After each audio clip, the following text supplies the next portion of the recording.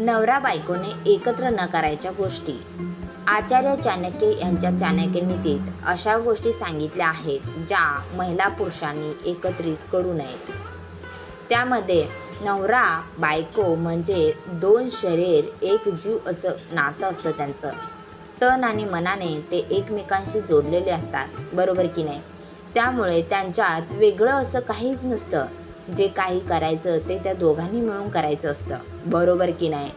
परंतु आचार्य चाणक्य यांच्यानुसार काही गोष्टी अशा आहेत ज्या गोष्टी महिला आणि पुरुषांनी एकत्रित बिलकुल करू नयेत असं त्यांचं म्हणणं आहे. कारण त्यांनी चाणक्य नीतीमध्ये याचा उल्लेख केलेला आहे.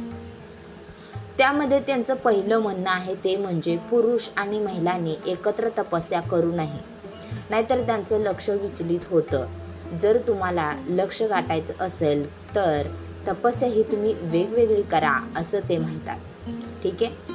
त्यानंतर दुसरी गोष्ट म्हणजे 2 किंवा त्यापेक्षा अधिक लोकांनी एकत्र बसून अभ्यास करू नये. यामुळे सुद्धा लक्ष विचलित होतं असं ते म्हणतात. नीट लक्षपूर्वक अभ्यास जर करायचा असेल तर महिला पुरुषांनी अभ्यास हा नेहमी वेगवेगळाच करावा असं सुद्धा ते म्हणतात.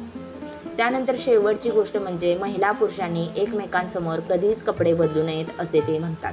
पुरुषांनी अशा महिला कधीच पाहू नये ज्या कपडे बदलत असेल किंवा अंगावरील कपडे नीट करत असेल. या गोष्टी नवरा आणि बायकोने करू नयेत.